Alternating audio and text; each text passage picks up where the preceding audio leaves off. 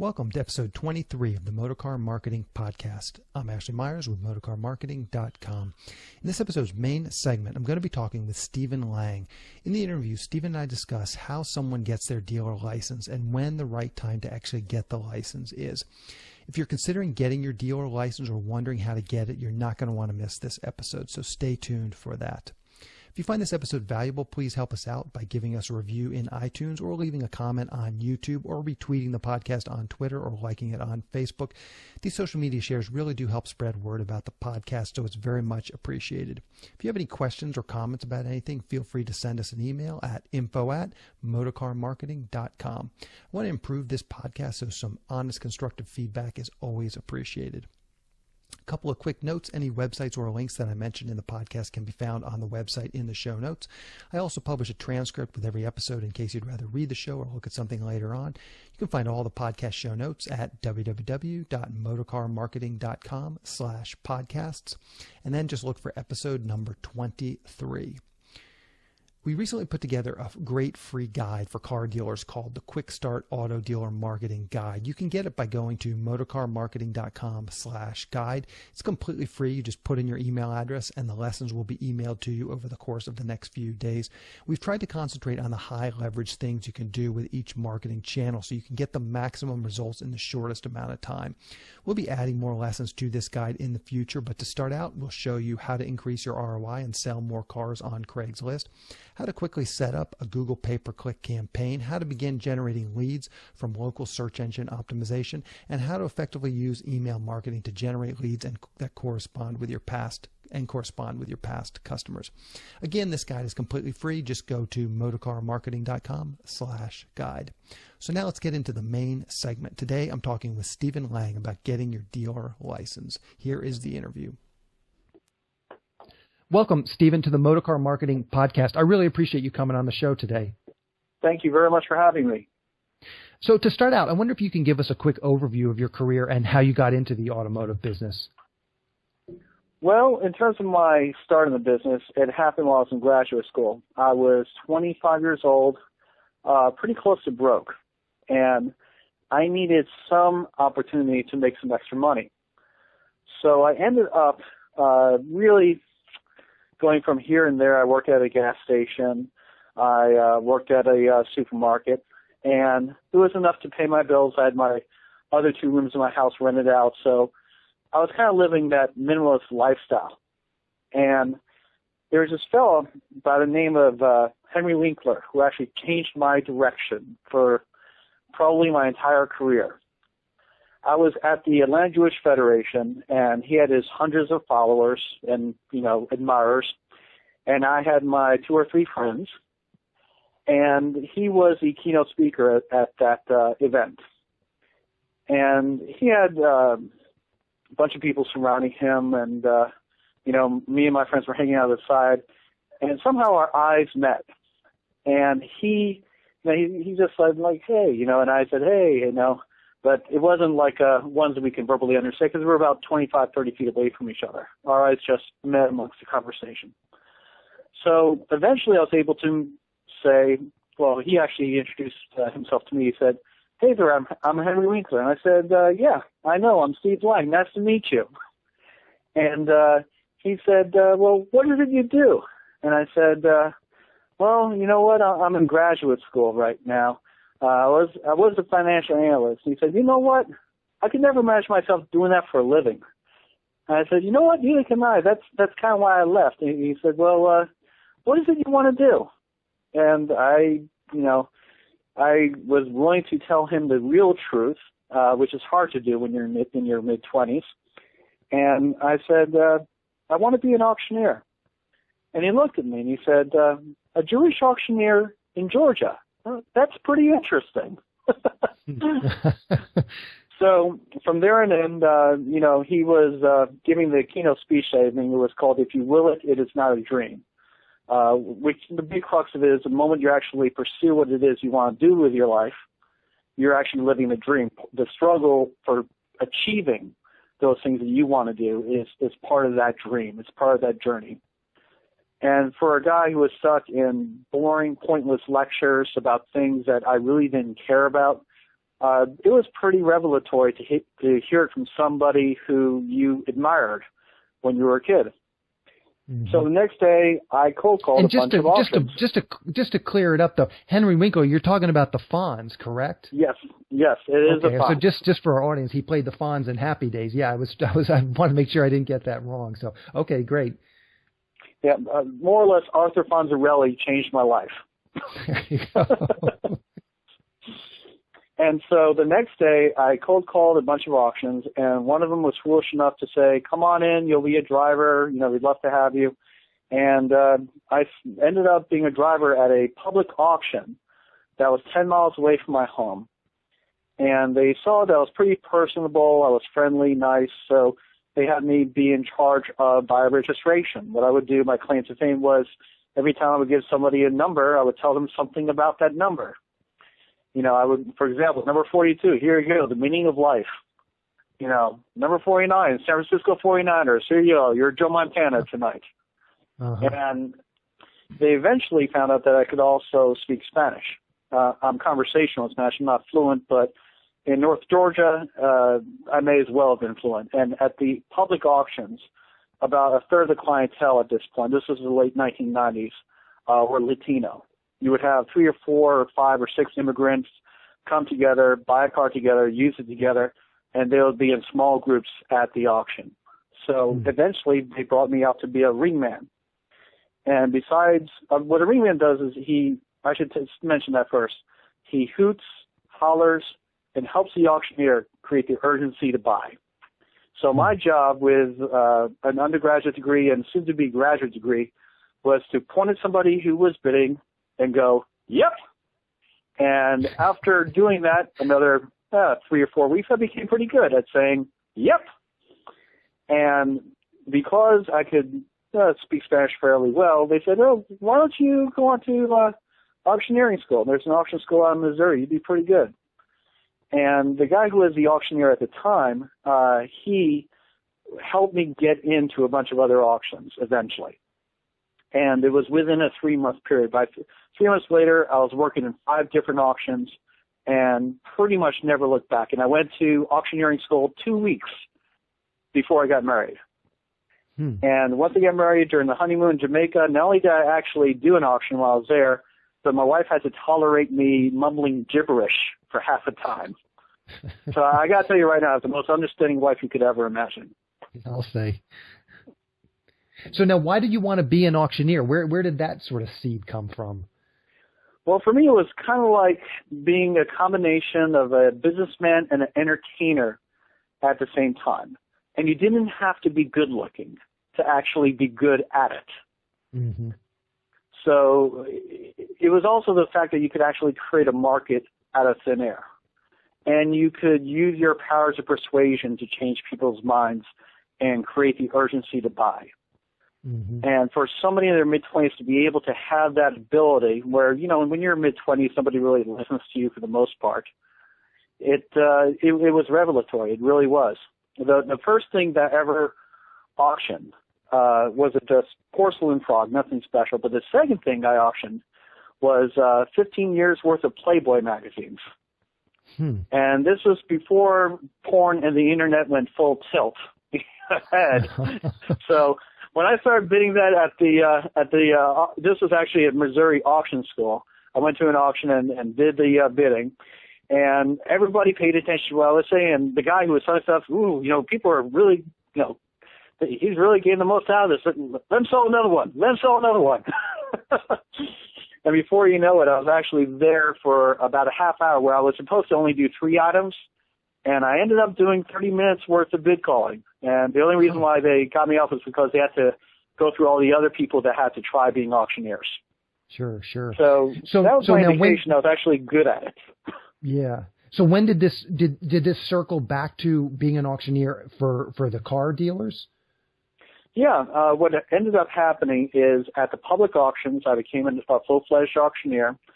At the dealer auctions, I kind of had to bide my time and be a ringman. And I was very good at it. I traveled to 3 different states every single week, did anywhere from 5 to 7 auctions.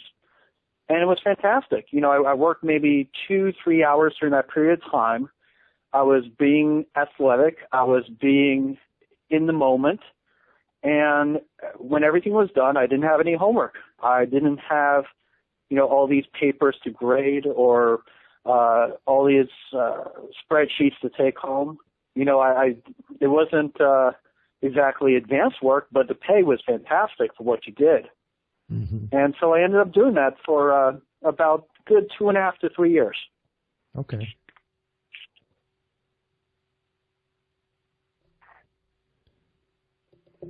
So then when did you start to shift more towards selling cars? Well, during that point in time, I wanted to make every single dollar possible. But it took me a while to actually have the courage to buy a vehicle. Between my first auction and the first vehicle I bought, it was approximately close to a year. And the first vehicle I bought was actually at a public auction. I still remember it today. It was a 1986 Honda Civic. And it was 13 years old, vinyl seats, 4-speed manual transmission. I bought this thing for $500, and I sold it on eBay to a Polish PhD student from my alma mater, Emory University. I sold it to him for $1,575. Huh. And when I hit that lick, when I got that profit, I said to myself, you know what, I could keep doing this, because really that amount was about what I actually got for all those auctions for a week's worth of work. And so I started getting more courage. I started moving up money-wise. Instead of a $500 car, I went to the $1,000 car, and then a $1,500 car, and then I ended up buying 2 cars that combined were $1,500. And this was at a time when the economy was really booming. And so you could actually get a very cheap car at a very reasonable price. And it also helped that I was the one who was selling the vehicles for the dealers. They wouldn't give me a shitty car. Part of my French. Mm-hmm. Okay, yeah. The fact of the matter was I had a nice little advantage there, and I used it to my fullest of abilities. And so I would do my auctions during the week, and during the weekend I would put my vehicles online. And my mom actually introduced me to Craigslist.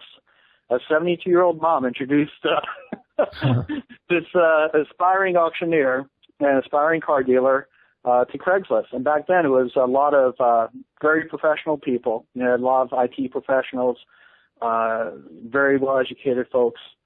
And it was a pleasure. I'd have them go right to my house, test drive the vehicles, and do the deal right there. For the first, I would say, 5 years of my work, I primarily used my own home and a friend of mine's car lot sometimes, but I would just do a consignment deal, and sometimes I'd actually park the vehicles at CarMax. And a few of my friends who were buyers actually used to help me sell the car sometimes too. So I had to make the most of my space because I really didn't start with much money, and I was able to build it up through experience and through a learning curve as well. Not everything was a home run, but I had some competitive advantage compared to most folks who try to get into this industry. Now, were you at this point you were buying multiple cars? So how many cars were you selling in a year? And did you start to think maybe I should become a licensed dealer at this point? Well, I kind of did the usual thing that a lot of people do, and that is you put 5 vehicles in the state of Georgia. It's 5 vehicles you can buy and sell a year in your name, and then you can put it into somebody else's name and somebody else's name. And I had the fortune of having a wife who had 5 siblings. So every year, be surprised, an 8-year-old kid, here's your car. But the truth of the matter is, back then, I did that for a while, but then I found out the real kernel of truth was the state doesn't actually keep track of these things. And so that helped me quite a bit. But it wasn't until I started buying around 99, it wasn't until 03 that I started to consider being a full-time dealer. And I shouldn't even say full-time, more of a dealer than I was during that time. Instead of suddenly decided I'd be more putting that more towards the front burner. Mm-hmm. So I got my dealer's license in '03, still using a mailbox in my driveway, no real car lot. But then fate intervened again. And a company called, that everyone knows, Capital One, they said, we want you to be in charge of liquidating our vehicles all over the country. So I became responsible for liquidating over 10,000 vehicles a year for them. And what I would literally do is fly from one place to another place to another place and auction off the vehicles that were there. I'd inspect them first, figure out what types of repairs they would need, what type of reconditioning would most benefit them. I would structure the sale so that it would make sense for the dealers as to what should be at the beginning, what should be at the middle, what should be at the end. And as somebody who was selling vehicles on the side and being an auctioneer at that point, that it really was a unique environment. And so I would do the auctions from, what I would first do is I would actually go to CarMax, buy their trade-ins on Monday, send it to a friend of mine who would do the work. I would fly off from there, and I would go to 3 different cities. I'd go to, 1 week it would be Baltimore, Boston, and New Jersey. Next week it would be Phoenix, Sacramento, and Tulsa. I really covered the entire United States. And it ended up that after that time, Thursday afternoon to evening, depending on how close I was to home, I'd fly or drive back home. And from Friday to Sunday, I would do auctions on the side, and I would also sell these vehicles. And I think one year I ended up selling a little over 150 vehicles on the side. Wow. And I became really good at it, really skilled. It kind of dovetailed from there. And for me, it was always what I wanted to do. Maybe I didn't know exactly what it was when I was a teenager, but I was always that kid in the back of the class reading a car magazine and ignoring everything else. That was me. So, I just took what it was a passion in my life, and I was fortunate enough to, and also probably unpopular enough within corporate America, to make it a reality. Mm-hmm. So then where are you now today with your car selling? Well, now I actually have a dealership that's only 3 miles away from my home, and I retail vehicles there. I also get vehicles for other dealerships as well that are in the general area, and that takes up quite a bit of my time. I also write for Yahoo, and I have developed a lot of other automotive-related tools and perspectives that are probably pretty unique, given the fact that I'm one of the few writers who actually spends his life full-time buying and selling and fixing and repairing and financing vehicles, all day long. Yeah. So I found you after reading a couple of your articles. One of them was on Yahoo, in fact, that explained how to become a licensed car dealer. And that's kind of how I contacted you. I get people finding my podcast, finding my blog, and saying, what are the steps? So I thought this would be an interesting conversation for us to have today. So let's kind of start out there. And you've kind of covered it, I guess, with your own story. But, let's for a moment forget about sort of the logistics of, doing this and doing that, and sort of talk about who you see as a good candidate to actually take that next step and become a licensed car dealer. I think that's because I think there's probably a lot of people listening to this that are in that position, that they're probably doing what you're saying, selling some cars on the weekend. And how do you know it's time to make that next step? That's a very good question. The first thing I would consider doing is being honest with yourself. Are you doing this because cars are truly your passion, your interest, your means of being happy? Because if you're just doing it for the sake of an easy flip or an easy profit, this business is probably about 9 times more treacherous than the real estate side of the world. There are far more bad vehicles at the auctions than there are good vehicles. And there are far more dishonest people in the used car business than there are honest people. So if you're going to get a start in this business, what I would encourage anyone to do is to start off small, specialize in a particular car, or maybe even, I know this sounds kind of far-fetched in the way, but if you have a mechanical background, if there's a particular mechanical repair you can do that other people in the industry aren't as well knowledgeable about, you can actually gain a nice little edge from there. One of the things that I used to always do is take Volvos that needed to have their electronic throttle modules dealt with, and I would buy them for dirt cheap at the auctions. Because what happens is they would actually go to use the second or the third owner, and Volvo, for whatever reason, wasn't very good at informing people of this particular issue, so they would end up trading them into CarMax or another car dealership, and I would be able to get them for very cheap because they would be sold as is. Mm-hmm. If you can find something, or you have a passion, a really deep passion for this business, and you're willing to get what we call an education. In other words, you have to pay. You have to learn your mistakes, and you have to pay for those mistakes. If you're willing to do that over the course of the long run, and start slow and gather speed and gather expertise and knowledge, you will eventually get there. But if you just want to do it to make a quick buck, it's probably the worst business you can imagine.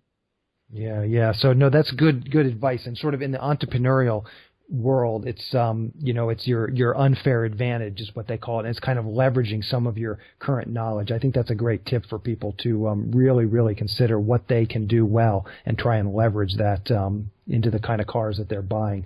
So let's talk about just some of the actual logistics of becoming a licensed dealer, because I think that there's some maybe confusion. I know there's a lot of services out there that will kind of help you through this process, but maybe we can at least give people a nice sort of a foundation on what those steps are. One of your articles kind of covered that, so maybe we can kind of go over some of those points. The first thing I think was the location that you mentioned, and I'd be curious to hear your situation, because it sounds like you got your license, your dealer license, before you actually had a physical lot. So let's talk about actually getting the physical lot and what that means to getting your dealership license. If somebody is going to start off with getting a physical lot, my own deeply held perspective on this is to split the cost in the beginning, find other people, maybe even have a dealership. If they have another entrance, technically in a lot of states you can actually use that separate entrance that can go into a separate office, and that can quote-unquote actually be a separate dealership. I would minimize my costs as much as humanly possible. I even went to the degree of, I was very lucky in the sense that when I first became a dealer, they oftentimes didn't even inspect the properties to make sure they were what they were. This was the good old days of the early 2000s. Mm-hmm. What I would do is I would get, even in if you get a cheap piece of real estate somewhere in the rural outskirts, that can technically, a lot of places, a lot of counties in Georgia you can use your home to be a dealership to sell vehicles, and all you need is a sign and an office and a phone. And so find out what is the absolute minimal requirements, and don't go for the system that is having a nice little place in a 10 by 10 for $550 a month. I wouldn't even go that far. I would say, what is the least expensive way of doing it and establishing it? Mm-hmm. And I know that may be penny wise and pound foolish in the eyes of some, but you have time. In every state in this country, you can buy and sell a few cars. So first do that, and once you do that, then you can actually talk about investing in a physical property. Mm-hmm. For sure, for sure. Okay, so let's talk about some of sort of the legal requirements in terms of surety bonds and liability insurance. Maybe you can talk about that, even just rough costs of what people are looking for and, are they legally required? Just let's cover that stuff. Sure. Surety bonds typically will range anywhere from $25,000 to $100,000, depending on where you're from. A surety bond is more or less designed so that if you end up taking advantage of somebody and not giving them the title and doing some type of criminal act, that surety bond is there so that the person who is victimized by your behavior can get their money. Because even if they have a civil judgment against you, actually getting that money from you can be rather difficult, especially if you decide to be an LLC or a corporation. So that's what the surety bond is for. And please go over the cost. When you mention the price, that's the amount you're covered for, correct? That's not the actual out-of-pocket cost. No. It's the what you're covered for. And with surety bonds, it very much depends on your credit. If you maintain strong credit, it's only going to be a few $100s a year. Mm-hmm. If you have very bad credit, it will be thousands. Okay. That's good. Good to know. Okay, so let's talk about liability insurance for a minute. Liability insurance is funny when it comes to cars because if you get into an accident, this is more or less insurance for two things. For your vehicles while your customers test drive them, and for your property as well. And let me add a third. It's also for, in most states, you can actually drive the vehicle that you own with a dealer tag. So if you are a dealer in most states, actually, you can get insurance that will cover yourself and your employees, and in most cases, it's your spouse. And it's good in the sense that you have one less expense. You no longer have to get your own car insurance. The bad news is twofold. The first thing is that if you get into an accident, you're not going to be covered for whatever damage is done to your vehicle. You're only covered for the damage that is done to the vehicle that hits you or you hit. Mm-hmm. And there's also a medical liability related to that. And sometimes in some states, the amount that they have as a minimal requirement, it may only be $25,000. If you hit an expensive vehicle and total it, you're still going to be out of pocket. So you have to be real careful about letting anybody drive one of your vehicles. Sure. And what does something like that cost? Again, just ballpark. It can be, in Georgia, it's only a little bit over $1,000 a year if you have a perfect history like I do and my wife does. But, if you have a very checkered history, it can be several times that amount as well. Mm-hmm. Now, just again, without endorsing any specific companies, how do people find these companies that will give them the surety bond or the liability insurance? Well, you can, of course, do your share of Internet searches and such, and they'll help you to a limited degree. Believe it or not, you may have an insurance agent who may be familiar with the industry to one degree or another, or knows of somebody within the insurance office who will be familiar with them. And also you can ask other dealers, what type of insurance do you use? Because I'm thinking about going into the business. And 9 times out of 10, they'll just tell you straight out who they use and what they typically cost. Okay, yeah, good tip. And just to clarify too, in most states or maybe all states, the surety bond and the liability insurance, those are legally required as part of getting your license, correct? Yes, they're 100% legally required. However, if you decide to drop them, God help you, but some states you can get away with it and some states you can't. I would rather not be the outlaw, but if you decide to become one, that's your decision. Yeah. So, okay, so let's talk about some of just the paperwork and what's needed and maybe how difficult that is. What kind of paper do you file with the government and how difficult is that and how long does that take? Well, I thankfully have created an electronic version of most of what I file at this point, and I keep the physical papers off-site. So let's say the average transaction. You sell a 2005 Chevy Malibu to Jim and Jane Smith. You're going to have your bill of sale, and your bill of sale is going to be whatever legal document is used within your state. Every state has a few peculiarities related to that. And you're also going to have an odometer disclosure statement. If you're going to be financing a vehicle, you're going to probably have something related to the interest rate. You're going to also have a repossession statement of sorts in certain instances if you self-finance. You're going to, of course, have your nice little guide that you put on the side of the vehicle that more or less says as whether it's being sold as is versus sold with a warranty. You remember those nice white stickers that you see on cars whenever you visit a dealership? Mm-hmm. Sure. That you're going to need one of those as well. And you also have certain disclosures that have to go to the federal government, not directly, but you have to more or less just create a record of them. You're going to have certain forms, and every state's different with this. With the federal government, if you do a deal with over $10,000 in cash, you need to keep a record for that as well. You don't have to keep up with everything per se if you use a software program that automatically generates all this information.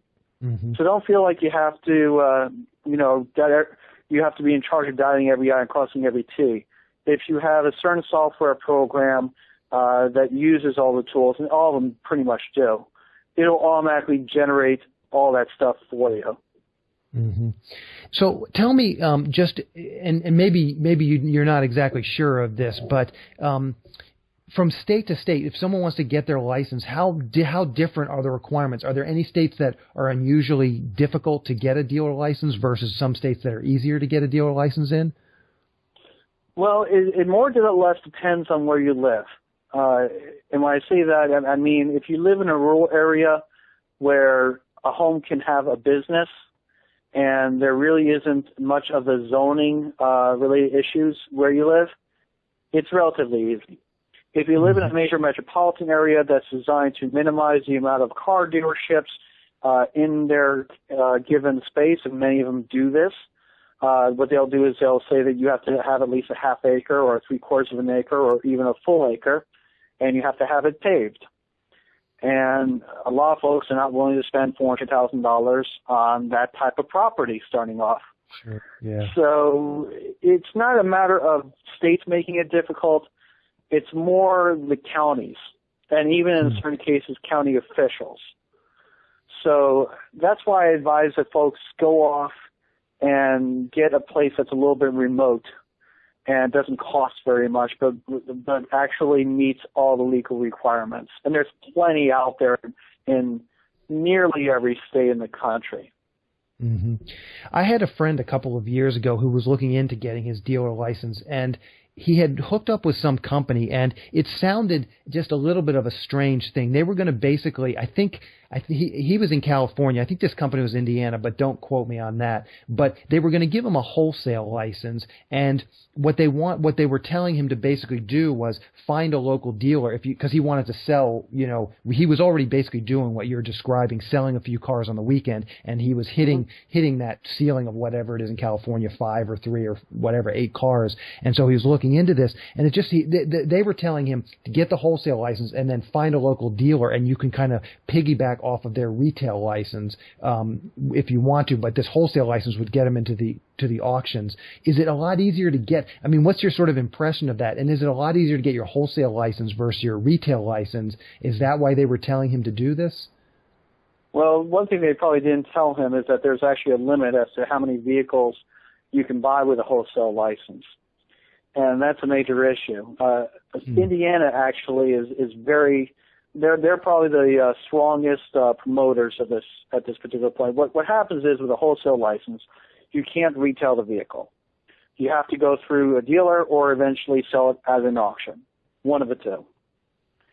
And you're very constrained in terms of everything you want to do retail-wise. The good news is you have access to the auctions. The bad news is the auctions aren't really the great deal that most people make them out to be. a lot of dealers buy at auctions not necessarily just to get the killer deal, which is rare, especially now, but they do it so they can get 15, 20, 25 vehicles, fix them, recondition them. Some will be good, some will be bad, and then they will retail it from there. But many of what they retail now is financed. The game has become much, much different, especially over the last 5 years. Mm-hmm. So folks who are going for a wholesale license are probably okay doing that if they just want to be hobbyists, but not seriously dealers in terms of making it their life's work. Mm-hmm. But even so, it's a curse, because if you're not willing to make it your full-time deal, you can get burned very easily in this business. The people who are selling vehicles at the auctions are oftentimes polishing a turd so that somebody who doesn't know any better can buy that turd and try to make it their own. Yeah.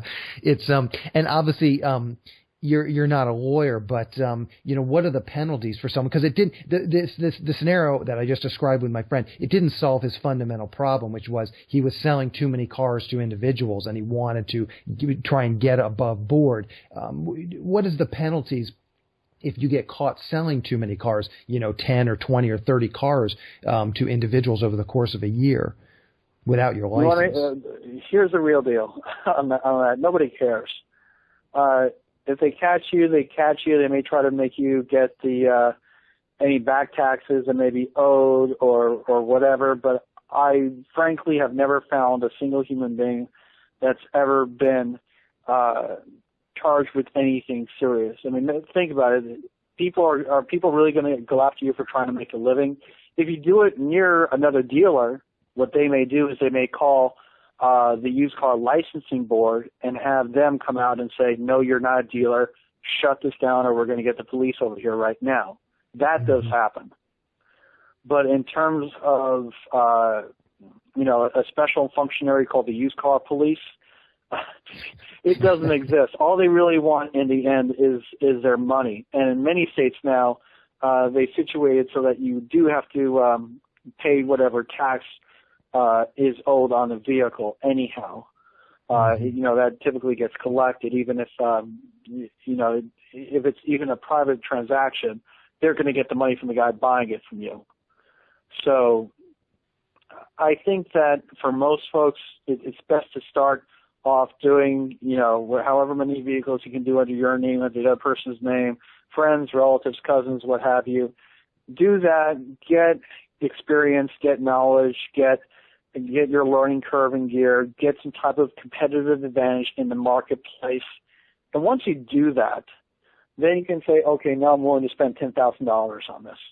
Mm-hmm. But if you don't get to that point, and 90+% of the people in this world don't ever get near that point, just be the hobbyist, just buy and sell. And, public auctions can be treacherous, but if you're willing to not be so easily manipulated, if you learn to cross your arms when the auctioneer is doing his bid calling, if you learn to be a good observer and listener, you'll start noticing certain things. You'll start noticing certain behaviors that are being done to change people's minds, and you'll be a much better seller and buyer of vehicles. Mm-hmm. Sure. So before the interview, we were talking about one of your current projects, this long-term reliability index. Let's just touch on that for a second. You can kind of explain it. I thought it sounded really interesting, and I think a lot of my listeners could get something out of it. So maybe we could discuss that for a second. Sure. The long-term quality index is the first study in the entire auto industry that allows mechanics and industry professionals to assess the condition, age of trade-in vehicles from all over the country. And at this point, we have over 600,000 samples, 600,000 data samples from New Jersey to California. Mm-hmm. And what we're doing is we're trying to evaluate the long-term reliability of used cars. And this tool that we've developed has really transformed the industry. In fact, yesterday, it was number 4 on Yahoo. And the study has been featured there several times. It's also been on NPR. This is the first study that is assessing the long-term reliability of a vehicle beyond the first owner using folks who do this in terms of inspecting and appraising vehicles. They do this all day. That's all they do. So it's not reliant on somebody's Uncle Agnes. No, strike that. There's no Uncle Agnes.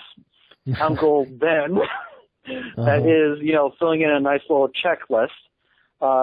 There's no owner bias involved. We all want to be right, and oftentimes we won't admit other people that we're wrong, which is one of the issues that a lot of these customer satisfaction indexes have. And oftentimes people can't actually figure out whether their transmission is shifting properly or not, or whether their engine has upper engine noise. Most folks aren't mechanics. Mm-hmm. And so what this study is doing is removing the owner bias, and it's creating a completely objective landscape with people who have no stake in that actual car, inspecting it, appraising it, and figuring out what is the condition of the car, what is the mileage of it, why was it traded in. And at this point, we should, probably by the end of next year, we'll have over 1 million data samples. And unlike a lot of other studies in the industry, long-term reliability studies in our industry right now are usually for only about 3 years, a couple of 5 years. This is for the entire life cycle of the vehicle. Mm-hmm. And this will be, the idea, correct me if I'm wrong, is this will be available to consumers, not just dealers, so that they can better gauge what used car they should be buying. Exactly. This information is going to be available for free forever. Great. And can you just mention the website that it's at, so people can maybe go check it out? Absolutely. It's called tradingqualityindex.com. That's the preliminary name we have for the site at this point. It's going to be called longtermqualityindex.com within the next week or two. But this has been in motion now for a little bit over 2 years. And we have a very wide assortment of independent dealerships that are contributing their manpower towards this and their people. And it's really helping us and helping the industry better understand what vehicles out there are truly satisfying their owners. Because if you think about it, there's one instance of when somebody is truly unhappy with their vehicle, and that's when they're willing to trade their retail vehicle for a low wholesale price. Mm-hmm. So the difference between, let's say, a Volkswagen that has engine issues that are expensive, 60,000, 80,000 miles into it, versus a Toyota Land Cruiser, which has 250,000 miles and no engine problems, the difference in satisfaction is quite vast there. And that's what we try to measure. Okay. And maybe you can just tell us, too, how can people find you and maybe keep up with what you're doing? Do you have a Twitter account or blog or something like that?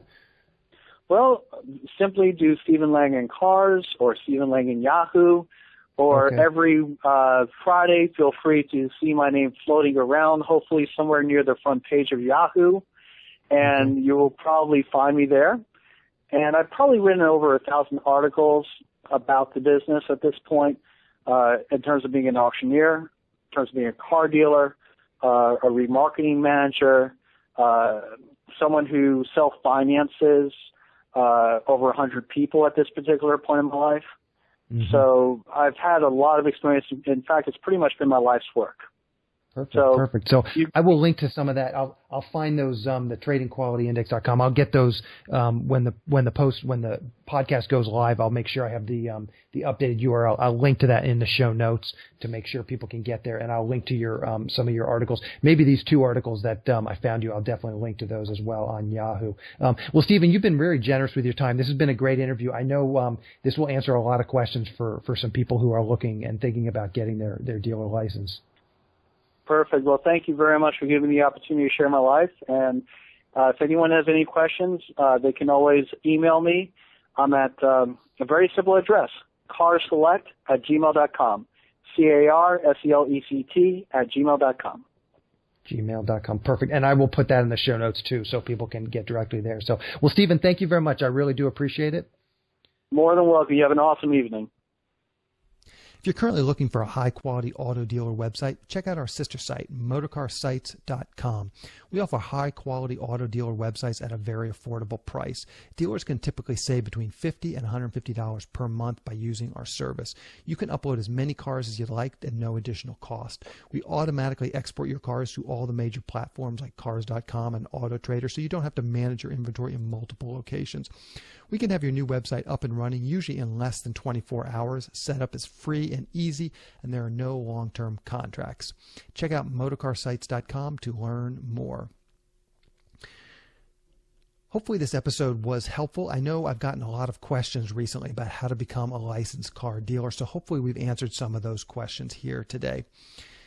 Anyway, that's our show. I hope you got some value out of it and it can help you grow your business. Thank you for listening.